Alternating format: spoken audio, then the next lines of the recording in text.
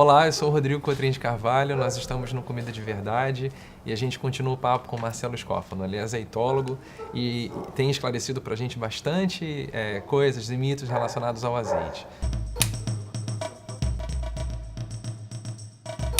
Aqui no Brasil é comum as pessoas olharem o nível de acidez do azeite como um indicador de qualidade, né? Isso procede? O que é um azeite de qualidade? Então, o índice de acidez é um grande mito criado, eu acredito, pela grande indústria, porque quando falamos acidez diz respeito a um sabor que é percebido, né? E, na verdade, a acidez de um azeite de oliva está ligado ao percentual de ácido oleico livre e é imperceptível ao paladar. Diz respeito a um parâmetro químico de qualidade que o classifica, mas se observado isoladamente, sem os outros parâmetros químicos que o classificam pela pureza do ingrediente, ele não vale de nada. Então não deve ser um parâmetro que conduza à escolha. Devemos escolher sempre o azeite única e exclusivamente pelo seu frescor. Ele é o sumo de uma fruta e, como tal, precisa ser consumido fresco. Então, vamos esquecer as safras do azeite. Vamos desejar sempre a última safra, que é a safra mais fresca. O azeite ele tem, no máximo, 2 anos de vida, de uma forma conservada em temperatura ambiente. Então, as instruções normativas do mundo e a do Brasil, especificamente, chegam a dar 3 anos para ele, porque ele não se estraga, ele se oxida. E ao se oxidar, perde o valor nutricional. Então, a gente tem que mudar um pouquinho esse parâmetro, esquecer a acidez na hora da compra e olhar a data da validade ou a data do envasamento. Então, Marcelo, considerando isso que você disse com relação à manutenção da qualidade, né? Quais seriam os pontos críticos de produção e de distribuição desse azeite? Bom, um dos principais pontos críticos da distribuição é a conservação. Por ele ser, então, repetindo, o fruto de o sumo de uma fruta, ele se deprecia pela luz, pelo oxigênio e pela temperatura. E assim, vivemos num país tropical, né? Informações como essas nunca foram relevantes, porque o azeite, na verdade, o novo azeite que está da fruta fresca e da fruta verde, ele é um produto relativamente novo. Então, é do desconhecimento do distribuidor que o azeite se deprecia em temperatura, se deprecia sobre a luz. Então, são os grandes acho, desafios a superar. Porque eu, como consultor, tenho justamente enfatizado isso. Ele precisa de um local de conservação em torno de 20 graus. E agora é que, então, se está estudando isso a fundo e fazendo com que não só o consumidor, como o próprio distribuidor e o importador tragam ele em contêineres refrigerados, mantenham em contêineres refrigerados nos nossos portos até a distribuição final e procurando, dentro do limite de cada distribuição, manter ele numa temperatura adequada também. Então, é importante a gente enfatizar a questão do frescor, da necessidade dele ser consumido fresco, né? Justamente por isso. Você falando, me ocorre uma imagem, uma associação. Os azeites mais baratos, eles são embalados em alumínio, né? Uhum. Eu percebo que os mais premiums são em embalagem de vidro. Tem a questão do vidro claro, transparente, que você consegue ver o frescor, o aspecto visual do produto, mas tem aqueles vidros mais escuros, né? É uma escolha, né? Porque para você ver o vidro, para você ver o azeite, ele tem que ser transparente, mas aí não protege pouco da luz.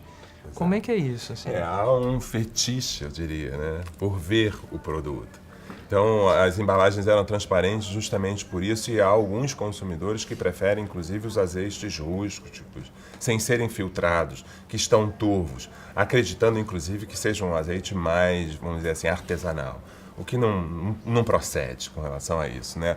O fato de ser filtrado ou não filtrado não quer dizer que aquele produto seja artesanal ou não, e a questão de ser filtrado ou não filtrado também não diz respeito à qualidade do produto, tá?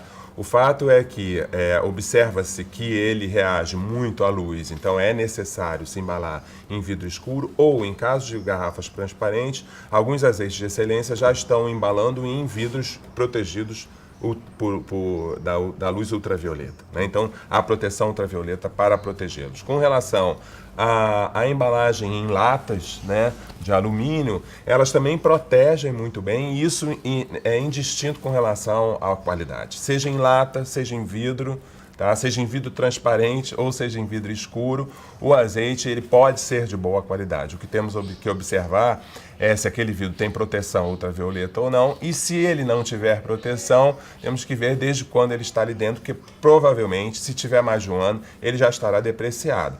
E a depreciação, quando eu falo, é uma depreciação sensorial que se observa, sobretudo em olfato e gustativa. E é a transmissão desse parâmetro sensorial que eu tenho feito no meu trabalho, para que cada um seja autônomo na escolha do seu produto e saiba o que é um bom azeite de oliva. Fundamentalmente, qual é a diferença do azeite virgem para o extra virgem? É fundamental todo mundo entender que não existe azeite de segunda prensagem. E hoje eu não falo mais prensagem, de segunda extração. Todo azeite é extraído na primeira vez, né? Então, ele é assim que aquele sumo de fruta é extraído, esse sumo chama-se azeite virgem, que será então posteriormente classificado de acordo com parâmetros físico-químicos e sensoriais. Então, dentro dos parâmetros físico-químicos, a acidez é um dos parâmetros que o classifica. A acidez abaixo de 0,8 o classificará como extra virgem, mas não só a acidez. E o índice de peróxido, absorção de ultravioleta e outros parâmetros químicos que classificam a pureza do azeite. Então, a partir do momento que ele está incluído dentro desses parâmetros, ele se classificará como extra virgem, virgem ou lampante, que era então lampante porque o nome ele era direcionado para a iluminação. E esse azeite lampante será refinado quimicamente, porque ele não é apto para a nossa alimentação, não é ideal para a nossa alimentação em cru. Ele é então refinado quimicamente, ele é totalmente desodorizado, descolorizado, desacidificado, perde todas as suas características, no entanto, mantém sua característica de ácido oleico intacta.